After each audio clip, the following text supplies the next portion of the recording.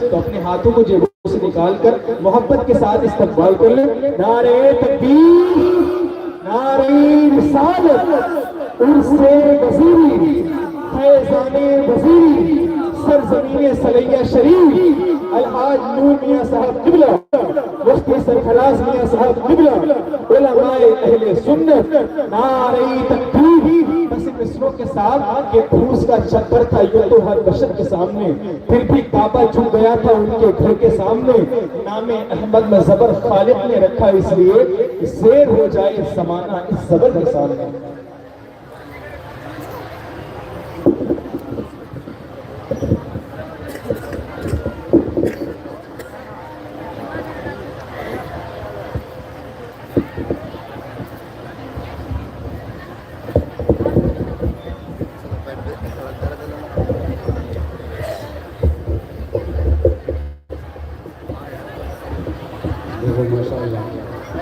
وہ لوگ دار تھے میرے کہنے سے پہلے ہی منڈی میں آ کے بیٹھے.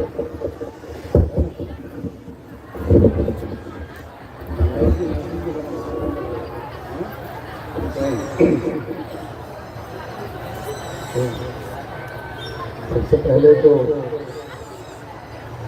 میں ادھر ادھر والوں سے گزارش کروں گا کہ خاص ایسا نہیں کہ الگ سے کچھ ادھر الگ سے ملتا ہوں، اور جب سامنے بیٹھتے ہیں تو اور مزہ آتا ہے.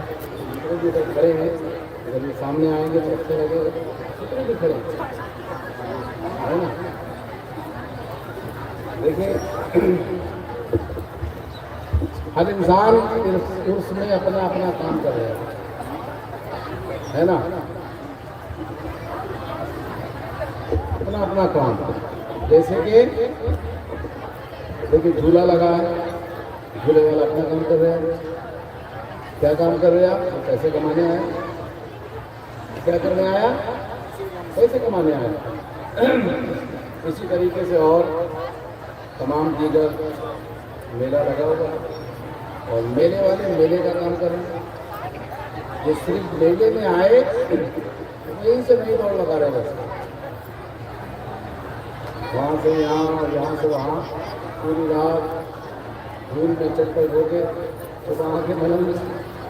اور جو عرس میں آئے ہیں تو واقعی اللہ کے ولی کی محفل میں آئے ہیں، وہ اس محفل میں بیٹھتے ہیں اور کہیں سے باہر نہیں ہے. تو برائے مہربانی گزارش کروں گا کہ جو ادھر ادھر بیٹھے میرے قریب آ جائیں. بیچ میں جو جگہ خالی ہے یہ آواز بڑھا سکتا ہے، آواز کو تھوڑا سا بڑھائیں، تھوڑا سا آگے بڑھ جائیں، بیداری کا ثبوت دیں. حالانکہ یہ وقت بڑا خطرناک وقت ہے، کہ میرے اور آپ کے درمیان جنگ کا وقت ہے. میں آپ کو 2 بجے میں آپ کو کچھ بتاؤں اور آپ کچھ سنیں تو یہ بڑا جنگ کا وقت ہوتا ہے. رات کے 1 بجے کے بعد میں تقریر کرنا اور تقریر کو آپ کے دلوں میں اتارنا یہ بڑی جو ہے وہ محنت کا کام ہے. خیر آپ تمامی حضرات بیٹھے ہیں اسٹیج پر. شہزادہ شمس الاولیاء حضرت علامہ مولانا حافظ قاری مفتی سرفراز ہیں صاحب قبلہ خلیلی، شہزادہ مستقیم الاولیاء اور تمام شاعر اسلام، تمام ناطقہ حضرات، تمام علماء کرام و تمام سامعین کرام، السلام علیکم ورحمۃ اللہ وبرکاتہ.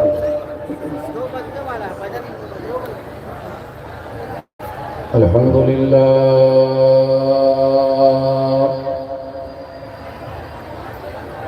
الحمدللہ رب العالمین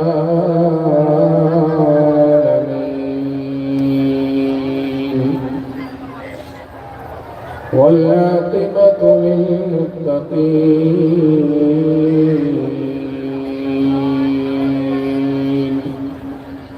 والصلاة والسلام على سيد المرسلين وعلى آله وأصحابه أجمعين أما بعد فأعوذ بالله من الشيطان الرجيم بسم الله الرحمن الرحيم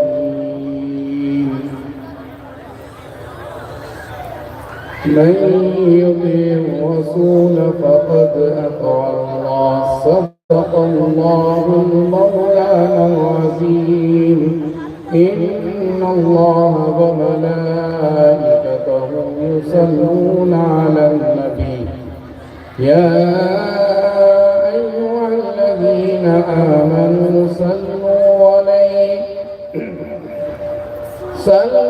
عليه وسلموا تسليما اللهم صل على سيدنا ومولانا محمد وعلى آل محمد وبارك وسلم صلاة وسلام عليك يا رسول الله يا رسول الله يا رسول الله صلى الله عليه وسلم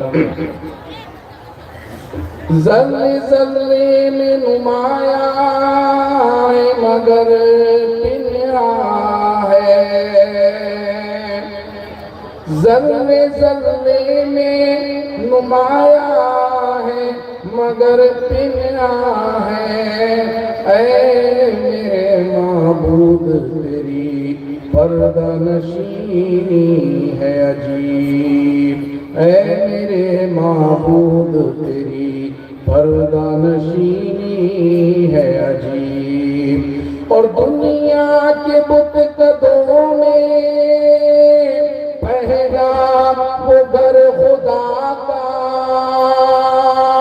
دنیا کے بت قدوں میں پہلا وہ گھر خدا کا ہم اس کے پاس ہیں وہ پاس ہمارا ہم اس کے پاس ہیں وہ پاس ہمارا کچھ بات ہے کہ ہستی مٹتی نہیں ہماری کچھ بات ہے کہ ہستی مٹتی نہیں ہماری صدیوں رہا ہے دشمن دور زماں ہمارا صدیوں رہا ہے دشمن دور زماں ہمارا وہ باطل سے دبنے والے اے آسمان نہیں ہم باطل سے دبنے والے اے آسمان نہیں ہم سو بار کر چکا تو ہے انتہا ہمارا سو بار کر چکا تو ہے انتہا ہمارا اللهم صل على سيدنا ومولانا محمد وبارك وسلم صلاة وسلام عليك يا رسول الله يا رسول الله يا رسول الله صلى الله عليه وسلم آج کی یہ محفل آج کی یہ بزم ایک اللہ کے نیک بندے ایک اللہ کے ولی کی یاد میں سجائی گئی جس کو ہم اور آپ حضرت بابا وزیر الدین شاہ رحمۃ اللہ علیہ کے نام سے جانتے ہیں ہے نا کس نام سے جانتے ہیں بابا وزیر الدین شاہ رحمۃ اللہ علیہ کے نام سے جانتے ہیں اور آج اس رات میں بڑی بڑی دور سے لوگ آئے بڑی بڑی دور سے اپنی عقیدتوں کے ساتھ اپنی محبتوں کے ساتھ کسی نے نیاز پیش کی کسی نے نظر پیش کی کسی نے چادر پیش کی کس لیے کہ بابا وزیر الدین راضی ہو جائے اگر بابا وزیر الدین ہم سے راضی ہو گئے اگر ایک اللہ کا ولی ہم سے راضی ہو گیا ایک اللہ کا نیک مقدس بندہ ہم سے راضی ہو گیا تو اس نیت سے ہم اس دربار میں حاضری دیتے ہیں، اس نیت سے اس دربار میں آ کر اپنی عقیدتوں کو سمیٹ کر دربار میں بابا وزیر الدین کے قدموں میں رکھتے ہیں کہ اگر آپ راضی ہو گئے تو پیارے آقا بھی راضی ہو جائیں گے، محمد مصطفیٰ بھی راضی ہو جائیں گے اور خود خدا بھی ہم سے راضی ہو جائے گا۔ جب تک ایک اللہ کے ولی سے کسی کی نسبت نہیں، جب تک ایک اللہ کے ولی سے کسی کی عقیدت نہیں، تو کس کام کا؟ کس کام کا؟ آج ہندوستان میں اگر اسلام کا پرچم لہرا رہا ہے، ہندوستان کے اندر اگر دین کا پرچم لہرا رہا ہے، ہندوستان کے اندر اگر گھر گھر قرآن پڑھا جا رہا ہے، ہندوستان کے اندر اگر آج مسجدوں کی میناروں سے اللہ اکبر کی صدائیں بلند ہیں، ہندوستان کے اندر اگر آج مدارس میں علم کی نہریں بہہ رہی ہیں، تو یہ کسی اور کی دین نہیں ہے بلکہ پہلے نے لیجیے یہ بادشاہ ہندوستان عطائے رسول شہنشاہ ہندوستان حضور غریب نواز کی عطا ہے کہ جو آج ہندوستان میں اسلام کا پرچم لہرا رہا ہے۔ کون غریب نواز؟ کون بادشاہ ہندوستان؟ کہ وہ غریب نواز ہیں کہ جس کے اونٹ اگر بٹھا دیے جائیں، اگر ہندوستان میں سرزمین اجمیر میں اگر غریب نواز اپنے اونٹوں کو بٹھا دے تو پرتھوی راج چوہان جو جادوگر تھے، وہ جادو کیا کرتے تھے، انہوں نے بڑی کوشش کی کہ ہندوستان کی اس زمین سے ایک ملنگ ایک درویش نے اپنے اونٹ بٹھا دیے ہیں، ان اونٹوں کو اٹھا دیا جائے تو تاریخ گواہ ہے، یہ 800 سال کی تاریخ بتا رہی ہے کہ وہ اونٹوں کو نہ اٹھا سکے۔ ارے جب ایک غریب نواز کو بٹھائے ہوئے اونٹوں کو کوئی نہ اٹھا سکا تو یہ ہندوستان میں 90 لاکھ مسلمانوں کو کسی اور نے نہیں بلکہ غریب نواز نے بسایا ہے، غریب نواز نے ہندوستان کے مسلمانوں کو چڑھایا ہے۔ نعرے تکبیر، اللہ اکبر، نعرے رسالت، یا رسول اللہ، سے وزیری زندہ باد، فیضان وزیری زندہ باد، فیضان شاہ جی زندہ باد۔ ہندوستان میں غریب نواز کا احسان عظیم، یہ بادشاہ ہندوستان کا کرم ہے۔ چاہتے تو سنجر رہ جاتے، چاہتے تو عراق چلے جاتے، چاہتے تو ایران چلے جاتے اور خود اپنی نانا کے شہر مدینہ المنورہ چلے جاتے۔ ان کے لیے کس چیز کی کمی تھی؟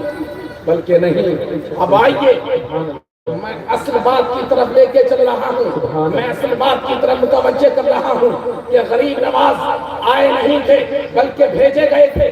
اگر بھیجے گئے تھے تو کہیں اور بھی بھیجے سکتے تھے، امریکہ بھی جا سکتے تھے، لندن بھی جا سکتے تھے، نیو یارک بھی جا سکتے تھے، کناڈا بھی جا سکتے تھے، بلکہ دنیا کے نہ جانے مختلف دیشوں میں جا سکتے تھے۔ اے غریب نواز، ہندوستان میں جانے کی کیا ضرورت تھی؟ ہندوستان میں جا کر اسلام کا پرچم لہرانے کی کیا ضرورت تھی؟ ہندوستان میں جا کر قرآن کی دعوت کو عام کرنے کی کیا ضرورت تھی؟ ہندوستان میں جا کر اسلام کی دعوت کو عام کرنے کی کیا ضرورت تھی؟ تو بتایا غریب نواز نے کہ میں خود نہیں آیا بلکہ رب کے فرمان سے، فرمان مصطفیٰ سے ہندوستان میں تم لوگوں کے لیے بھیجا گیا ہوں۔ تو پتا کیا لگا کہ ہمارا ایمان کوئی معمولی ایمان نہیں ہے بلکہ مصطفیٰ کے کہنے پر جب غریب نواز بھیجے گئے ہم مسلمان کیے گئے۔ تو سنو مسلمانوں، جس وقت تمہیں ضرورت پڑے گی تمہیں خطرہ سے مدد تمہارے لیے آئے گی۔ نعرے تکبیر، نعرے رسالت، فیضان وزیری، عرس وزیری۔ جس وقت مسلمانوں گھبرانا نہیں، حالات کو دیکھتے ہوئے پھسل نہ جانا، حالات کو دیکھتے ہوئے اپنا دل نہ بدلنا، بلکہ قائم رہنا۔ کیسے قائم رہنا؟ حقیقت، آئیے دلی کی سرزمین پر چلتے ہیں، تصوف کے بادشاہ کی بارگاہ میں چلتے ہیں، شہنشاہ اولیاء کی بارگاہ میں چلتے ہیں، حضرت خواجہ محبوب الہی نظام الدین اولیاء کی بارگاہ میں چلتے ہیں۔ مرید کسے کہتے ہیں؟ پیر کسے کہتے ہیں؟ مرید کسے کہتے ہیں؟ پیر کسے کہتے ہیں؟ میں کل ہی، ابھی آپ دیکھیں گے کچھ دیر کے بعد میں علامہ مفتی غلام اشرف صاحب اشرفی قدیری ابھی کچھ دیر کے بعد میں آئیں گے اور انشاءاللہ بہترین گفتگو سماعت فرمائیں گے۔ دیکھیں دعوت تو سب کرتے ہیں، مرید ہونے کا دعوت تو سب کرتے ہیں۔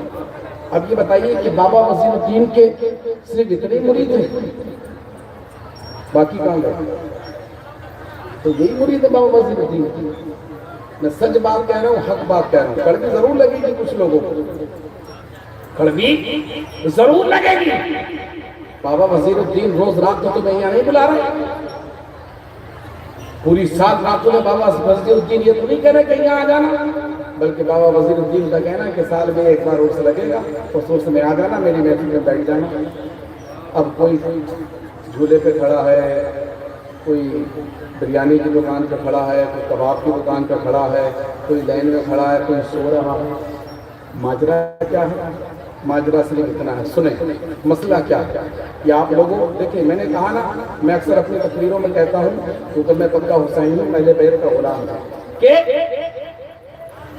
72 ہو 20,000 کے لشکر کی ضرورت نہیں ہے، 72 ہو مگر پکے حسینی ہو، سچے حسینی ہو، سچے ہو کہ رات کے اندھیرے میں جب امام حسین کربلا کے میدان میں چراغ بجھا کر کہے کہ جاؤ آج اگر کوئی جانا چاہے تو چلا جائے، کل بروز قیامت اپنے نانا جان کا دامن پکڑ کر میں تمہیں حوض کوثر پر لے جاؤں گا، تمہیں جام کوثر بھی پلاؤں گا، تمہیں جنت کا راستہ بھی دکھاؤں گا، مگر قربان جائیے ان 72 جانثاران کربلا پر کہ انہوں نے کہا امام حسین چراغ بجھانے کی ضرورت نہیں ہے، ارے آج تو ہم اپنی جانوں کے نذرانے بجھانے آئے ہیں، اگر حسین رات کے اندھیرے میں تمہیں چھوڑ کر چلے گئے تو قیامت تک لوگ آنے دیں گے، اور اگر سر کٹا کر مر گئے تو قیامت تک کے لیے زندہ کر دیے جائیں گے۔ نعرہ رسالت، فیضان شاہ جی، فیضان اللہ میاں۔ اب سنیں، جو ادھر ادھر کھڑے ہیں اور میلے میں کھڑے ہیں سو رہے ہیں، سنیں، ایک بادشاہ تھا اور ایک پیر صاحب سے بڑی محبت رکھا کرتے تھے۔ ایک بادشاہ ایک وقت ہندوستان کا بادشاہ تھا کہ کسی پیر سے بڑی محبت کیا کرتا تھا۔ اس نے اعلان کیا جو فلاں بزرگ سے مرید ہوگا، میں یہ گفتگو کل ہی کر رہا تھا حضرت سے، کہ جو فلاں مرید فلاں پیر صاحب سے مرید ہوگا اس کو سرکاری اخراجات دیے جائیں گے، سرکاری رعایت دی جائے گی۔ اب شہر کے اندر جس کے پاس جائے گا وہ کہ میں فلاں کا مرید ہوں، میں تو فلاں پیر صاحب کا مرید ہوں، ہر کوئی۔ بادشاہ بڑا پریشان کہ کس کس کو رعایت دی جائے، کس کس کو سرکاری کوٹہ دیا جائے۔ یہاں تو میں اعلان کر کے پھنس گیا، جسے دیکھو وہ یہی کہتا ہوا نظر آ رہا ہے کہ میں فلاں پیر صاحب کا جن کا آپ نے اعلان کرا میں ان کا مرید ہوں۔ اب بادشاہ بڑا پریشان ہو گیا، رکا نکالا اور ایک خط لکھا پیر صاحب کی بارگاہ میں کہ پیر صاحب میں نے یہ اعلان کیا تھا مگر اعلان کر کے میں کشمکش میں پڑ گیا، اب جو بھی آتا ہے وہ آپ کا ہی مرید کہتا ہے۔ تو ان بزرگ نے جواب لکھا اور خط لکھا، خط میں لکھا کہ میں کل یا پرسوں کچھ دن کے بعد میں پہنچ رہا ہوں اور ایک میدان میں جلسہ رکھو اور میرے سارے مریدوں کو اکٹھا کرو۔ اور جب پتہ لگا کہ پیر صاحب آ رہے ہیں تو بڑا اچھا مرید پہنچا، بڑا اچھا پہنچا کہ پتہ نہیں اب کون سی رعایت ملے گی، اب پتہ نہیں، اب پیر صاحب آ رہے ہیں، ابھی تک تو سرکاری کوٹے سے رعایت مل رہی تھی، اب پتہ نہیں کون کون سی رعایتیں ملیں گی۔ چلو وہ چوب لگ گیا، بھیڑ لگ گئی، پیچھے خیمہ بنایا ہوا تھا، اعلان کیا گیا بابا کا مرید کون کون ہے، سب نے ہاتھ اٹھا دیا۔ کہ میں بھی مریض ہوں. بولے پتہ نہیں کون سے لے آئے مریض. کہا کہ اب کوئی شخص کھڑا ہو جو بابا کا مرید ہو, اب بابا کو اس کی پیر و مرشد کو اس کی قربانی چاہیے. کیا چاہیے؟ قربانی چاہیے. اب جب اتنا سنا تو پبلک نے ہلکے ہلکے رسنا شروع کر دیا. اس نے کہا قربانی کون دے گا؟ سرکاری رعایت تو مل جاتی تو اچھا تھا, سرکاری کوٹے سے کچھ ملتا تو اچھا تھا, قربانی کون دے گا؟ ہلکے ہلکے پبلک نے سرکنا شروع کر دیا. مگر اس میں سے ایک شخص کھڑا ہوا اور اس نے کہا کہ میں پکا مرید ہوں, میں پیر صاحب سے پکی محبت کرتا ہوں. اس کو خیمے میں لے گئے. اندر پیر و مرشد نے ایک بکرا رکھا ہوا تھا. بکرا ذبح کرا اور بکرے کا خون لا کے پیچھے خیمے پر چھڑک دیا. اب تو لوگ اور دہشت میں آ گئے کہ بابا نے تو اصل میں ذبح کر دیا. اب تو اور پبلک ہلکے ہلکے کسکنے لگی. پھر کہا کہ ایک اور قربانی چاہیے, کون ہے؟ پھر ایک کھڑا ہوا. اس طریقے سے اس لاکھوں کے مجمع میں صرف 3 مرید نکلے. ان تینوں کو بابا نے خیمے میں لے جا کے بٹھایا اور پوچھتے رہے کوئی اور ہے, بلکہ حتیٰ کہ لاکھوں کے مجمع میں سے ایک ایک کر کے تمام کے تمام نکل گئے. بابا نے اعلان کیا, پیر و مرشد نے اعلان کیا, یہ سب دکھاوی محبت والے تھے, اصل محبت والے یہ 3 بیٹے ہیں. اے بادشاہ, اب جو بھی رعایت دینی ہے, جو بھی سرکاری کوٹا دینا ہے, صرف ان 3 مریدوں کو دینا ہے. جو بھی دینا ہے ان 3 مریدوں کو دینا ہے. قربانی مانگتی ہر چیز. ٹوپی لگا لینے سے کبھی بھی ٹوپی لگا لی, کبھی نہیں کہلا رہے ہیں, کبھی نہیں نام نہیں. قربانی چاہیے, اپنی قربانی کو پیش کیجیے. شہزادہ پیر و مرشد بیٹھے, تمہارا پتہ نہیں. شہزادہ پیر و مرشد بیٹھے, مرشد کی آل مرشد, پیر کی اولاد پیر. اور ہم ہزاروں کلومیٹر دور سے آ کے بیٹھے یہاں پر کس لیے؟ آپ لوگوں کی محبت کے لیے تو بیٹھے. بڑے اچھے سننے والے لوگ ہیں. تو حقیقت کہ جب یقین مضبوط ہوگا, جب عقیدت مضبوط ہوگی, تبھی بابا وزیر الدین سے ملے گا. ورنہ آتے رہنا پوری سال کا, پوری زندگی اس در پہ چکر لگاتے رہنا, ملنا کچھ نہیں. جب تک کہ عقیدت کو مضبوط نہیں کرو گے, جب تک کہ نسبت کو مضبوط نہیں کرو گے, تو بابا وزیر الدین کی درگاہ پہ چپل تو کھینچ سکتے ہو مگر کچھ پا نہیں سکتے. اور عقیدت سے اگر ایک بار بابا وزیر الدین کی بارگاہ میں قربانی کے لیے سے آ جاؤ گے, تو بابا وزیر الدین یہاں بھی تمہاری لاج رکھیں گے, قبر میں بھی تمہاری لاج رکھیں گے, حشر میں بھی تمہاری لاج رکھیں گے. اور یاد رکھو کہ کل بروز قیامت جب مدینی شامیانہ لگا ہوگا, تو بابا وزیر الدین اپنے چاہنے والوں کو سمیٹ کر اس مدینی شامیانہ میں لے جائیں گے اور وہاں سے جنت کا راستہ بھی دکھائیں گے. نعرے تکبیر, نعرے رسالت, فیضان بابا وزیر الدین شاہ. سبحان اللہ. تو میں عرض کر رہا تھا کہ تصوف کے بادشاہ حضرت, اب میں یہ آج پیر اور مرید کی بات اس لیے کر رہا ہوں کہ پیر تو بہت ہیں اور مرید بھی بہت ہیں, مگر اصل پیر کون ہے, اصل مرید کون ہے, یہ سن لو. آج تقریریں بہت سنتے ہو, سالوں ہو گئی, جوان ہو گئے, بڈھے ہو گئے, تقریریں سن کے, ہے نا بھائی. مگر آج سن لو کہ مرید اور پیر کیا ہوتا ہے. خواجہ نظام الدین اولیاء کے مرید خاص امیر خسرو, جو اگر وہاں پر دربار میں گئے ہیں انہوں نے دیکھا کہ جب تک امیر خسرو کی بارگاہ میں حاضری نہ دو, نظام الدین اولیاء کی بارگاہ میں حاضری نہیں ہوتی. ایسے مرید آپ دیکھیں تو, مرید کا عالم تو دیکھیں. آپ پانی پک گئے کسی کام سے, نظام الدین اولیاء نے فرمایا کہ امیر خسرو پانی پر جا رہے, وہاں پر محفل ہوتی ہے. آج کا پیر تو اپنے علاوہ کچھ دکھانا ہی نہیں چاہتا, بس اپنے ہی دربار دکھا رہے آپ. مگر اللہ کا شکر ہے ہمارے سلسلے قدیریہ کو یہ شان, یہ آن, یہ بان ملی ہے کہ ہم یہاں سے لے کر اپنے تمام اور یہ کرام کی درگاہوں, تمام آستانوں کا پتہ بتاتے ہیں. صرف یہ نہیں کہ صرف یہی سب کچھ ہے, یہی مرکز ہے, یہیں سے سب کچھ ہے, یہیں سے دین ہے, یہیں سے دولت ہے, نہیں, بلکہ ہم اور ہم کیا جو یہاں پر بیٹھا ہے، جس نے یہاں پر آستانے پر جس نے محفلیں کی ہیں، وہ جانتا ہے کہ پیلی بھیت کا ذکر سب سے پہلے، رامپور کا ذکر سب سے پہلے، حافظ شاہ جمال اللہ کا ذکر سب سے پہلے، قطب الدین مدنی کا ذکر سب سے پہلے، غوث اعظم کا ذکر سب سے پہلے، مدینے والے کا ذکر پہلے۔ تو آپ نے فرمایا کہ اے امیر خسرو، پانی پر جا رہے ہو، وہاں پر ابو علی شاہ قلندر کی دربار ہے، وہاں پر محفل سجتی ہے، اور اس محفل میں جایا کرو جمعرات کے دن، اور شاید غالباً جمعرات کو یہاں بھی محفل ہوتی ہوگی، حلقہ ذکر ہوتا ہے۔ الحمدللہ یہ ہمارے آستانوں کا رول ہے۔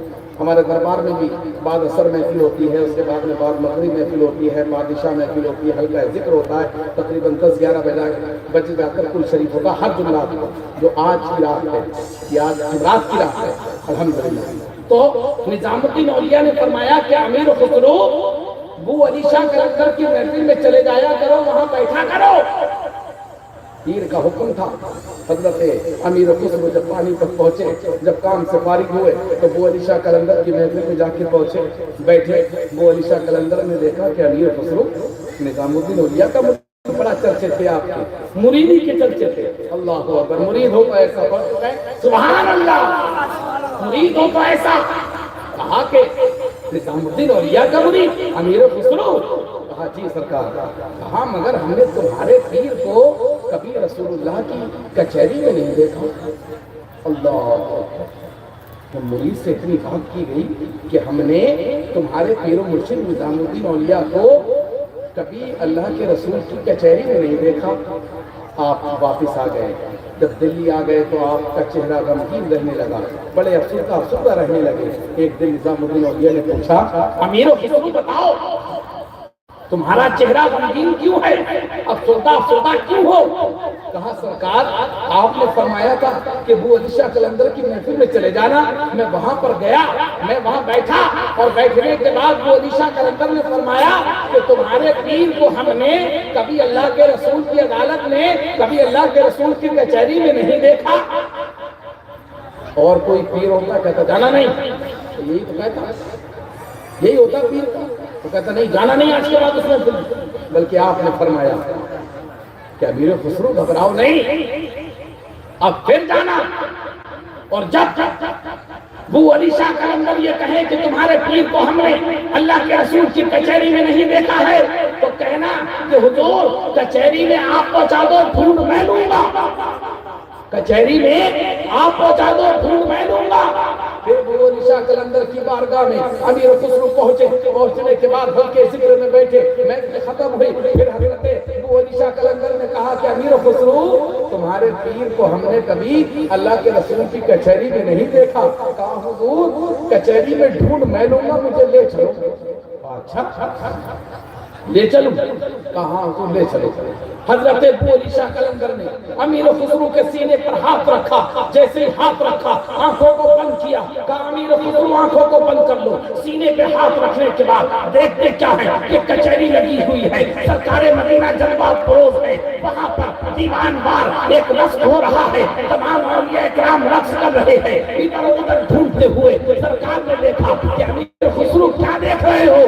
کہا سرکار اپنے پیر و مرشد محبوب الہی کو دیکھ رہا ہوں۔ کہا امیر خسرو اس سے اوپر والے درجے میں چلے جاؤ، وہاں پر اپنے پیر کو تلاش کرو۔ جب دوسرے درجے پر پہنچے تو دیکھتے کیا ہے کہ سرکار کی محفل سجی ہے، شان کے ساتھ میں منبر رسالت پر سرکار جلوہ افروز ہے، تمام اولیاء کرام رقص کر رہے ہیں۔ کہا امیر خسرو کسے ڈھونڈ رہے ہو؟ کہا اپنے پیر و مرشد محبوب الہی کو ڈھونڈ رہا ہوں۔ کہا اس سے اوپر والے درجے میں چلے جاؤ، حتیٰ کہ اس محبوب الہی کو ڈھونڈتے ڈھونڈتے امیر خسرو 7 درجے 7 آسمان کے اوپر پہنچ گئے۔ پہنچنے کے بعد جب 7ویں آسمان پر پہنچتے ہیں، دیکھتے کیا ہے سرکار بھی بیٹھے ہیں، اور وہاں پر ایک دیوان وار رقص ہو رہا ہے، اور یہ کرام جھوم رہے ہیں، سرکار بیٹھے ہیں، اور وہیں پر سرکار کے قدموں پر ایک شخص بیٹھا ہے، نقاب ڈالے ہوئے ہے، ان کے قدموں پر ایک شخص بیٹھا ہوا ہے، نقاب ڈالے ہوئے ہے۔ سرکار نے فرمایا اے امیر خسرو کیا ڈھونڈ رہے ہو؟ کہا سرکار اپنے پیر و مرشد کو ڈھونڈ رہا ہوں۔ اب ذرا تصوف کے بادشاہ کی بارگاہ سے، نظام الدین اولیاء کی بارگاہ سے فیصلہ کہ سرکار کی بارگاہ میں پیر کو ڈھونڈا جا رہا ہے، پیر کامل تمہارے ساتھ نہیں ہے تو مدینے والے کا ساتھ نہیں ملے گا، غوث اعظم کا ساتھ نہیں ملے گا۔ اللہ اکبر۔ جب اتنا کہا کہ امیر خسرو کیا ڈھونڈ رہے ہو، امیر خسرو نے کہا یا رسول اللہ اپنے پیر مرشد کو ڈھونڈ رہا ہوں، تو سرکار نے فرمایا کبھی اپنے چہرے سے نقاب ہٹا دیا کرو، جب نقاب ہٹایا تو سرکار کے قدموں پر سرکار شہنشاہ مقام غوث اعظم بیٹھے ہیں، اور غوث اعظم کے قدموں پر شہنشاہ دہلی نظام الدین بابر بیٹھے ہوئے ہیں۔ نعرہ تکبیر، نعرہ رسالت، فیضان شاہ جی، فیضان قدیری، فیضان وزیری۔ سبحان اللہ۔ دیکھتے کیا ہے کہ سرکار کے قدموں میں حضور غوث اعظم بیٹھے۔ اللہ اکبر کو سبحان اللہ۔ کون ان اولیاء والوں کا پتہ لگا سکتا ہے؟ کون ان اللہ والوں کا پتہ لگا سکتا ہے؟ یہ تو وہ ہیں کہ صبح مدینے ہوتی ہے تو رات مکے میں ہوتی ہے ان کی۔ اللہ اکبر۔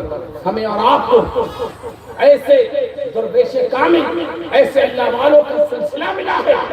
اللہ کا شکر ہے، اس سلسلہ قدیریہ میں، اس سلسلہ وزیریہ میں، سلسلہ چشتیہ کی بھی اجازتیں ہیں، سلسلہ قادریہ کی بھی اجازتیں ہیں، سلسلہ نقشبندیہ کی بھی اجازتیں ہیں، سلسلہ صابریہ کی بھی اجازتیں ہیں۔ یہ تمام کی تمام اجازتیں مجدد الفسانی شیخ سرندی فاروقی حضور مجدد شیخ فاروقی سرہندی رضی اللہ تعالیٰ عنہ سے ملی۔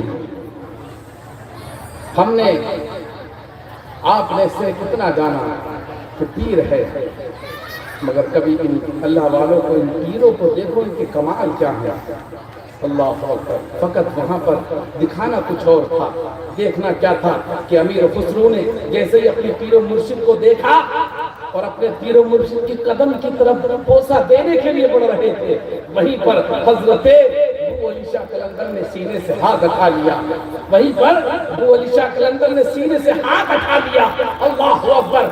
مطلب کیا ہے اس کا کہ اپنا مقام محبوب الہی نظام الدین اولیاء بھی دکھا سکتے تھے، مگر نہیں، اس لیے ابو علی شاہ قلندر کی بارگاہ میں امیر خسرو کو بھیجا کہ اے امیر خسرو، میرا مقام دیکھنا چاہتے ہو تو جاؤ، جا کر دیکھو ابو علی شاہ قلندر کی بارگاہ میں۔ اور وہ مقام امیر خسرو نے جب سے دیکھا، اللہ اکبر، اللہ اکبر، کہ سرکار محبوب الہی کے ایسے عاشق ہوئے، ایسے عاشق ہوئے، بارہا سنا ہوگا کہ جنتی جنازہ گزر رہا ہے، صدا لگ رہی ہے کہ جو جنازے کو کعبہ دے لے گا وہ جنتی ہو جائے گا۔ محبوب الہی نے کچھ کام سے بھیجا تھا، دیر ہو گئی، جب لوٹ کے واپس آئے پوچھا کہ امیر خسرو کہاں تھے؟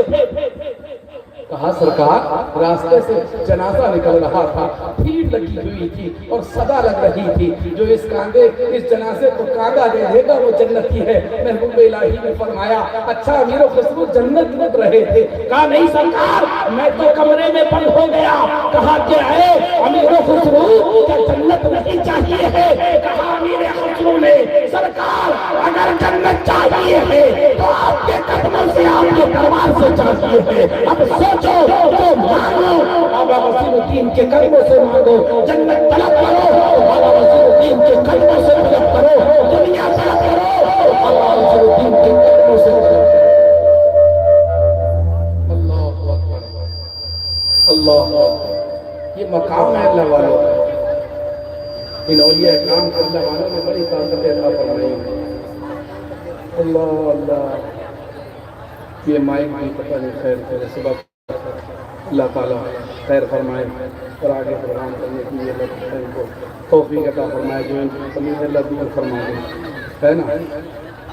جب اللہ والے جب اللہ کے جاتے نا تو کیا ہوتا؟ حضرت حبیب اجمی رضی اللہ تعالیٰ عنہ، آج اللہ والوں کی بات کریں تو سنیں اللہ والوں کے کیا مقام۔ حضرت سیدنا حبیب اجمی روز صبح کو جنگل میں نکلتے اللہ اللہ کرتے، شام کو جب لوٹتے تو گھر پہ فکر لاحق ہوتی کہ گھر پہ بیوی ہے اور بیوی پوچھے گی کیا لے کر آیا۔ یہ ہر مرد یہ جب صبح کو نکلتا ہے تو شام کو اپنے گھر والوں کی فکر کرتا ہے، شام کو اپنے گھر والوں کی فکر کرتا ہے کہ گھر پہ کیا لے جاؤں گا، بچوں کے لیے کیا لے جاؤں گا، بیوی کے لیے کیا لے جاؤں گا، کھانے کے لیے کیا لے جاؤں گا. صبح کو نکلتے جنگل میں اللہ اللہ کرتے، شام کو جب گھر پہ لوٹتے تو ایک فکر ہوتی دل میں کہ گھر پہ اب جاؤں گا تو کیا کہوں گا، کیا کما کے لایا ہوں. ایک مرتبہ حبیب علمی جب گھر پہ پہنچے تو دیکھیں گھر پہ تمام کھانوں کے انبار لگے، راشن کے انبار لگے. اپنی بیگم سے پوچھا کہ یہ سب کہاں سے آیا؟ بیگم نے کہا کہ تمہیں نہیں معلوم؟ نہیں. کہا کہ جہاں آپ کام کرتے ہیں، جہاں آپ کام کرتے ہیں وہیں سے لوگ. اور کہا ہے کہ اپنے شوہر سے کہنا کہ محنت زیادہ کریں پھل زیادہ ملے گا. حبیب اجمی نے اس دن پتہ لگا لیا کہ اب اللہ نے میرا ذمہ لے لیا ہے. اس دن سے آپ جو نکلے 40 سال تک جنگلوں کی عبادت کرتے رہے، آپ کی خدمت گزار، آپ کی نوکرانی. 40 سال کے بعد میں جب آپ کو ہوش آیا میری نوکرانی کو بلا دو، تو آپ نے فرمایا، نوکرانی نے فرمایا کہ حضور 40 سال سے خدمت کر رہی ہوں، 40 سال سے آپ کی خدمت کر رہی ہوں اور آج آپ کہہ رہے ہیں کہ نوکرانی کو بلا دو. تو حضرت حبیب اجمی فرماتے ہیں کہ 40 سال سے میں اس کا تھا، وہ میرا تھا، نہ میں دنیا میں تھا بلکہ میں رب کا ہو گیا تھا، رب میرا ہو گیا. جب اللہ والے ہوتے نا اس مقام پر پہنچتے، یہ اللہ والے کے آستانے ایسے ہی بنے. ایسے ہی آپ رات کے 3 بجے یہاں پر نہیں بیٹھتے، کیسی کیسی دور سے بڑی محنتوں سے مشقتوں سے، کوئی گاڑیوں سے، کوئی پیدل، کوئی موٹر سائیکلوں سے، سائیکلوں سے کیسے آتے. کبھی اپنے خاندان والے کی کسی سالانہ فاتح میں رات کے 3 بجے تک بیٹھے؟ کبھی کوئی گیا؟ کوئی نہیں گیا. کیوں؟ کیونکہ یہ شان ان کو اللہ تبارک و تعالیٰ نے عطا فرمائی ہے، یہ مرتبے ان کو اللہ تبارک و تعالیٰ نے عطا فرمائے. خیر، ہمیں اور آپ کو چاہیے کہ اپنے عقیدے کو مضبوط کریں. اور اس وقت تو بہت ضرورت ہے. ہم صرف کہنے کے مسلمان رہ گئے، ہم صرف کہنے کے مسلمان رہ گئے. ہمارا نام صرف کہنے کے مسلمانوں میں رہ گیا. ہمارے اعمال، ہمارے کردار، ہمارے اخلاق سب ختم ہو گئے. ڈیفینیشن آف اسلام کو ختم کر کے رکھ دیا. آئیے دیکھیے ڈیفینیشن آف اسلام ہے کیا، اسلام کا کردار، اسلام کا اخلاق ہے کیا. میرے آقا صلی اللہ علیہ وسلم نے ارشاد فرمایا کہ رات کا کھانا تم کھا کر سو گئے اور تمہارا پڑوسی بھوکا سو گیا. اب وہ قید نہیں لگی ہے کہ پڑوسی کون ہو، اس حدیث میں قید نہیں ہے، بلکہ اللہ کے رسول نے ارشاد فرمایا یہ ہے ڈیفینیشن آف اسلام. میرے آقا مدینے کے تاجدار ارشاد فرماتے ہیں کہ تم رات کا کھانا کھا کر سو جاؤ، تمہارا پڑوسی بھوکا سو جائے. اور مفسرین نے پڑوس کی تعداد بتائی ہے، تمہارے گھر سے چاروں طرف کے دائرے میں 40 گھر تک تمہارا پڑوس ہے. کیا ہے؟ تمہارا پڑوس ہے. اور آپ صلی اللہ علیہ وسلم نے ارشاد فرمایا کہ تم کھانا کھا کر سو گئے اور تمہارا پڑوسی اگر بھوکا سو گیا تو تم ہم میں سے نہیں ہو. ہم میں سے مطلب مسلمان نہیں رہے، مسلمان نہیں رہے. انسان آج کھیت، زکات، کھیت میں جو آپ پھلی اگاتے ہو جب تک اس کا عشر نہ دے دو، ٹھیک ہے نا، اس میں عشر غریبوں کا حصہ. اگر بنا دیے اپنے گھر میں لیا ہے تو حرام ہے کھانا. اور آج حال یہ ہے ہمارا کہ ہم اپنا تو چھوڑو، پڑوسی کا تو اٹھانے کی کوشش کر رہے ہیں کہ کون سے وقت میں یہ چلا جائے اس کا اٹھا کے بھی اپنے میں ملا لیا. کیسے اللہ کی رحمتیں تم پر نازل ہوں گی، کیسے اللہ کی برکتیں تم پر نازل ہوں گی. اللہ کے رسول صلی اللہ علیہ وسلم نے ارشاد فرمایا کہ تم آج بھائی بھائی کا نہیں ہے. کیا بھائی بھائی کا نہیں؟ ذرا سی بات پر بھائی تلوار لے کر نکل رہا ہے.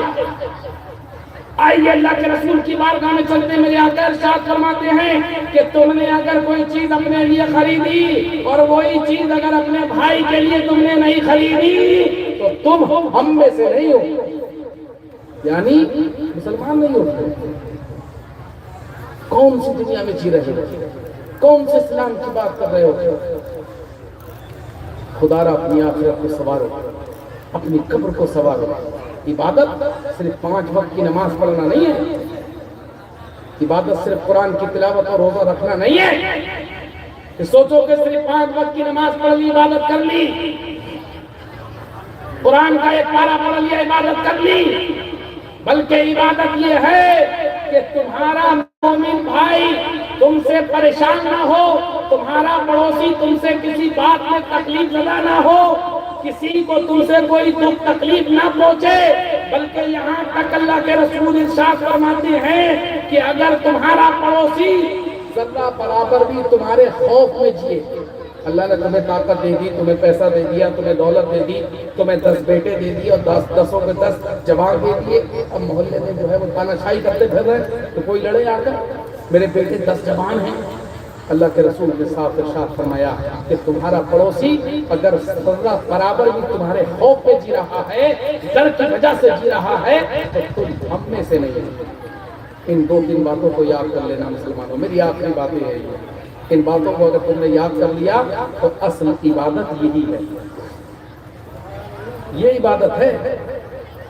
تب ان عبادتوں پر اگر عمل کیا تب جا کے تمہاری نمازیں قبول ہوں، تب جا کے تمہارا قرآن پڑھنا قبول ہوگا، تب جا کر تمہارا زکوٰۃ دینا قبول ہوگا، ورنہ سب کا سر ہی پر رہ جائے گا، سب کا سر ہی پر رہ جائے گا۔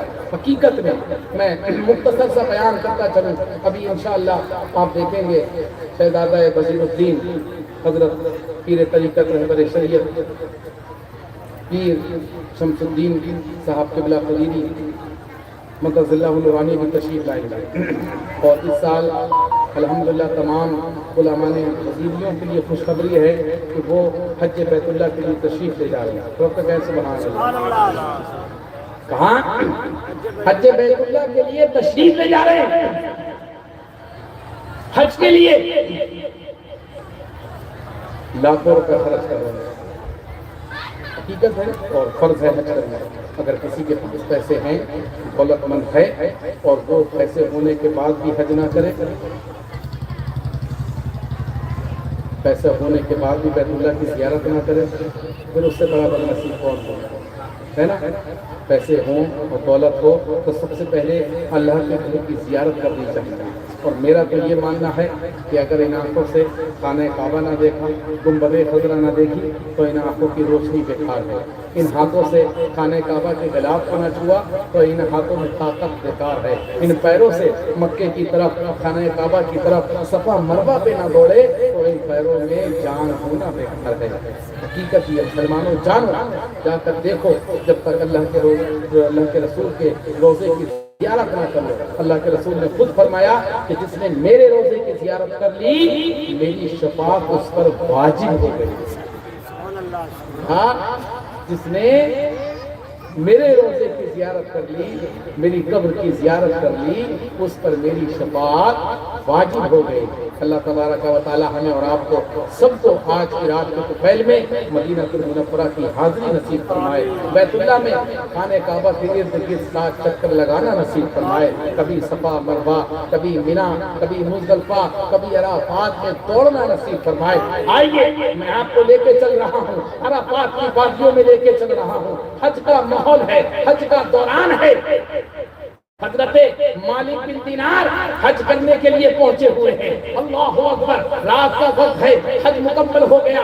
مالک بن دینار نے رات میں سوچا، اللہ کی طرف متوجہ ہو کر رب سے ارشاد فرمایا، رب سے کہا، اے مالک و مولا، بارگاہ میں اپنی بنتی کو رکھا، اے مالک، کس کا حج قبول ہوا کس کا نہیں قبول ہوا؟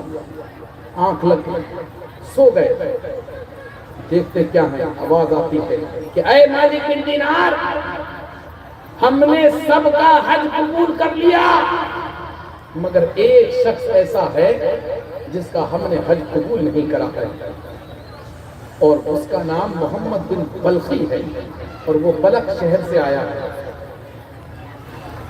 آپ جب جائیں گے اللہ تعالیٰ آپ کو کبھی موقع عطا فرمائے گا تو دیکھیں گے الگ الگ خیمے لگے ہوتے ہیں، انڈین خیمہ الگ ہے، پاکستانی خیمہ الگ ہے، بنگلہ دیشی خیمے الگ ہیں، الگ الگ جگہ ایک ایک دیش کو دی جاتی ہے کہ یہ یہاں انڈین رہیں گے، یہاں جو ہے انڈونیشیا رہیں گے، یہاں ملیشیا کے رہیں گے۔ آپ جائیں گے تو دیکھیں گے تو بلد کے رہنے والے تھے.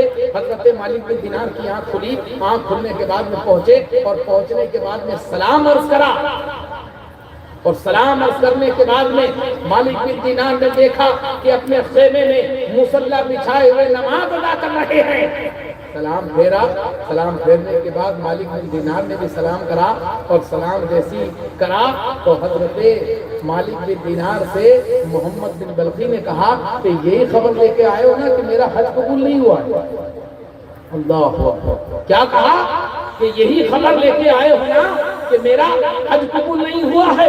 مالک بن دینار بڑا پریشان ہو گئے کہ یا اللہ یہ تو میری اور رب کی بات تھی. میں نے رب کی بارگاہ میں عرض کیا, رب نے مجھے جواب دیا, مگر یہ شخص کیسے جانتا ہے. مالک بن دینار بیٹھ گئے. بیٹھنے کے بعد کہا ماجرا کیا ہے. حضرت مالک بن دینار سے محمد بن بلخی نے کہا کہ جاؤ جاؤ جناب, آپ اپنے کام سے کام رکھو اور مجھے اس حال پر چھوڑ دو. کہا نہیں, بلکہ مجھے بتاؤ معاملہ کیا ہے. آپ یہ بات کیسے جانتے ہیں کہ آپ کا حج قبول نہیں ہوا ہے. بڑا اصرار کرنے کے بعد جب مالک بن دینار نے زیادہ اصرار کیا تو محمد بن بلخی نے بتایا کہ 30 سال ہو گئے ہیں. کتنے؟ اس بات سے صرف اتنا اندازہ لگانا جو صرف عبادت کرتے ہیں. عبادت اور کیا ہوگا, صرف نمازیں پڑھنا عبادت نہیں ہے. فرمایا کہ 30 سال ہو گئے ہیں خانہ کعبہ کا طواف کرتے ہوئے. ہر سال آتا ہوں, حج کرتا ہوں. حج کا موسم جب ختم ہوتا ہے تو ایک بندہ آ کر صدا دیتا ہے کہ اے محمد بن بلخی تیرا حج رب نے قبول نہیں کیا ہے. اللہ 30 سال سے اندازوں کو لگائیں. خانہ کعبہ کے چکر, کبھی صفا مروا, کبھی اللہ کی نشانیاں, اللہ اکبر, کبھی مینا, کبھی مزدلفہ, کبھی عرفات کی تپتی ہوئی ریت. کبھی آپ جاؤ گے دیکھو گے عرفات کا دن کیا ہوتا. حج کہتے ہیں اصل عرفات کے میدان میں احرام کی حالت میں پہنچنے کو حج کہتے ہیں. عرفات کا میدان ہو جہاں پر حضرت آدم اور حضرت حوا کی ملاقات ہوئی. عرفات اسے کہتے ہیں. اور کل وہی میدان محشر بنے گا. مگر اللہ اکبر, اس تپتی ہوئی ریت کی گرمی کا عالم ہے. اور جب دوپہری کا وقت ہوتا ہے, جب دوپہر کی 1 بجتا ہے اور سورج نیزے پر ہوتا ہے اور پیاس کی شدت کا عالم یہ ہوتا ہے نا کہ بس لگتا ہے کہ کوئی ایک شخص آ جائے اور میرے گلے میں 2 بوند قطرے پانی کے ڈال دیں. اب سوچو کہ یہ تو حج کا ماحول ہے. جب کل میدان محشر برپا ہوگا تو کیا حال ہوگا اس جگہ کا. ابھی سورج کروڑوں کلومیٹر دور ہے اور اس وقت میں سما نیزے پر سورج ہوگا. اللہ اکبر, کیا ہوگا اس وقت میں. خیر بات کو لمبا نہ کروں, مختصر کر کے ختم کروں کہ محمد بن بلخی سے پھر اصرار کیا ماجرا کیا ہے. کہا چھوڑ دو, اب آگے نہ پوچھو. مالک بن دینار نے کہا نہیں, معاملہ کیا ہے کہ 30 سال سے رب کے خانہ کعبہ سے خلاف کے چکر, خانہ کعبہ کے چکر, حجر اسود کو چومنا, صفا مروا پہ دوڑنا, مزدلفہ میں رات قیام کرنا, عرفات کے دن کی گرمی کو برداشت کرنا, پھر بھی رب منع فرما دیتا ہے, پھر بھی تیرا حج قبول نہیں ہوتا ہے. کہا سننا چاہتے ہو سنو. رب نے اپنے دور میں مجھے بڑی دولت عطا فرمائی تھی, بڑی شہرت عطا فرمائی تھی. اللہ نے بڑی عیش و عشرت کی زندگی عطا کی تھی. میرے پاس نوکر تھے, میرے پاس چاکر تھے, میرے پاس گھوڑے تھے اور رمضان کا مہینہ تھا. میں شراب پی کر اپنے گھر میں پہنچا, وقت عصر کا تھا. اللہ اکبر, میں نے اپنی والدہ سے کہا, تندور پر میری والدہ روٹی پکا رہی تھی. میں نے والدہ سے کہا اے والدہ مجھے کھانے کے لیے دے دو. والدہ نے کہا کہ روزہ نہیں رکھا ہے مگر رمضان کا تو ادب کر لے. کہا کہ والدہ روٹی دیتی ہو نہیں دیتی ہو. والدہ نے روٹی نہیں کی. وہ شخص کہتا ہے کہ میں نشے کی حالت میں تھا, میں نے اپنا ایک ہاتھ اپنی والدہ کے چہرے پر مارا اور وہ والدہ تندور میں گری اور جل کر اس دنیا سے رخصت ہو انتقال فرما گئے. بولا دوسرے دن میں اٹھا, میں دیکھتا کیا ہوں میری بیوی میرے کمرے میں کپڑے پیک کرتی ہے. کہا کہ اللہ اکبر کہ بیوی کیا ماجرا ہے. کہا کہ ایک قاتل کے ساتھ میں کیسے رہوں گی, ایک قاتل کے ساتھ اب میں نہیں رہ سکتی. کہا بیگم کون قاتل. کہا کہ تو قاتل. کہا کہ میں نے کس کا قتل کر دیا ہے؟ کہا کہ کل رات شام کے وقت میں نشے کی حالت میں تو آیا تھا اور اپنی والدہ کو تو نے ایک ہاتھ مارا اور تیری والدہ تندور میں جل کر راکھ ہو گئی اور انتقال فرما گئی۔ کہا مجھے کیوں نہیں بتایا؟ کہا کہ تیری والدہ کی نصیحت تھی، تیری والدہ کی وصیت تھی کہ میرے جنازے کو یہ ہاتھ نہ لگائے۔ اللہ اکبر، ہوش میں آ گیا تھا، اسی وقت ادھر ادھر گھر کی طرف دیکھا، ایک کلہاڑی رکھی ہوئی تھی، کلہاڑی کو اٹھایا اور اپنے اس ہاتھ کو جس ہاتھ سے والدہ کو مارا تھا اس ہاتھ پر مارا اور ہاتھ کو اپنے جسم سے الگ کر دیا اور کہتا ہے کہ مالک بن دینار 30 سال ہو گئے ہیں اس غلطی کی، اس معافی کو مانگ رہا ہوں مگر رب ہے کہ معاف کرنے پہ نہیں آ رہا ہے۔ 30 سال سے اپنی غلطیوں کی معافی رب کے سامنے پیش کر رہا ہوں، رب کے سامنے کبھی صفا مروا پر، کبھی خانہ کعبہ کا غلاف پر کر کر، کبھی حجر اسود کا بوسہ لے کر میں معافی مانگ رہا ہوں مگر وہ رب ہے کہ معاف نہیں کر رہا ہے۔ اللہ اکبر، مالک بن دینار نے اتنا سنا اور آپ کو غصہ آیا اور اس کے ایک ہاتھ اس کے چہرے پر مارا اور چلے گئے۔ کیا کرا؟ ایک ہاتھ اس کے چہرے پر مارا کہ اپنی والدہ کو انہیں ختم کر دیا۔ اللہ اکبر، رات میں سوتے ہیں مالک بن دینار سرور کون مقام پیارے آقا احمد مصطفیٰ محمد مصطفیٰ صلی اللہ تعالیٰ علیہ وسلم خواب میں تشریف لاتے ہیں اور کہتے ہیں مالک بن دینار کیا کر کے آیا؟ کہا حضور اس نے کام ہی ایسا کیا، کہا تم بھی اسے اللہ کی رحمت سے مایوس کریا۔ اللہ سوچیں، دوسروں کو کہنے والے سوچیں، کہا کہ تم بھی اس کو اللہ کی رحمت سے مایوس کر آئے یا رسول اللہ۔ کہا کل میدان محشر برپا ہوگا اور اس کا فیصلہ رب کے سامنے پیش کیا جائے گا، رب عدالت پر بیٹھا ہوگا اور کہا جائے گا کہ اب بابا تیرا فیصلہ کیا جا رہا ہے اور تجھے تیرے بیٹے نے مارا تھا، اس کی سزا جہنم ہے۔ حکم ہوگا فرشتوں کو کہ اس کو جلا کر اور جہنم کی آگ میں ڈال دیا جائے۔ جب یہ جہنم کی طرف جا رہا ہوگا پلٹ کر پیچھے اپنی ماں کی طرف دیکھے گا اور روتا ہوا کہے گا اے امی جان، میں وہ بیٹا ہوں کہ بچپن میں اگر میرے جسم سے ایک خون کا قطرہ بہ جاتا تھا تو تیری سانسیں رک جاتی تھی، کا وقت ہوتا تھا کہ گیلا بستر ہوتا تھا، تو گیلے پر سوتی تھی، مجھے سوکے پر سلاتی تھی، ایک روٹی ہوتی تھی تو برتن کو خالی رکھ کے کہتی تھی کہ میرے لیے اس میں رکھی ہے بیٹا تو کھا لے۔ اللہ اکبر، اے ماں میں تیرا وہی بیٹا ہوں، میں تیرا وہی بیٹا ہوں جس کے لیے تو پوری دنیا سے لڑنے کے لیے تیار تھی۔ اتنی آہوں کو سنے گی وہ ماں اور ماں کی ممتا جاگے گی اور وہ کہے گی اے مالک المولا، میں نے اپنے بیٹے کو معاف کر دیا، تو بھی معاف کر دے۔ رب اس کی ماں کی دعا کو سن کر اور اس کی ماں کی معافی کو سن کر اس کو بھی معاف کر دے گا اور اس کو جنت میں داخل فرما دے گا۔ اللہ پتہ کیا لگا کہ اگر تمہارے ماں باپ ناراض ہیں تو دنیا کا کوئی بھی عمل، یاد رکھ لیں بالکل کلیئر کہہ رہا ہوں، دنیا کا کوئی بھی عمل قابل قبول نہیں ہوگا۔ سب سے پہلا پیر تمہارا باپ ہے، سب سے پہلا مرشد تمہاری ماں ہے۔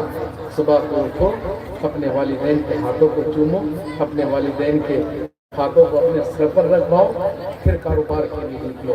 اللہ کی قسم، اللہ کے رسول صلی اللہ علیہ وسلم ارشاد فرماتے ہیں کہ اگر والدین اپنی اولاد کے حق میں کسی کی دعا کی ضمانت نہیں ہے، میں صاف اور حق بیانی کرتا ہوں، سن لے، کسی کی دعا کی ضمانت نہیں۔ کوئی مفتی ہو، کوئی عالم ہو، کوئی فاضل ہو، کوئی مفسر ہو، کوئی مترجم ہو، کوئی غوث ہو، کوئی قطب ہو، کوئی عبدال، کسی کی دعا کی ضمانت نہیں دی اللہ کے رسول نے، مگر ہاں اگر ضمانت بھی ہے اللہ کے رسول ارشاد فرماتے ہیں کہ اگر تمہارے والدین نے، تمہارے والدین اگر اپنے اولاد کے حق میں اگر ہاتھ اٹھا کر دعا کر دے تو رب کائنات ساتوں آسمان کو چیرتا ہوا اس دعا کو سب سے پہلے قبول فرماتا ہے۔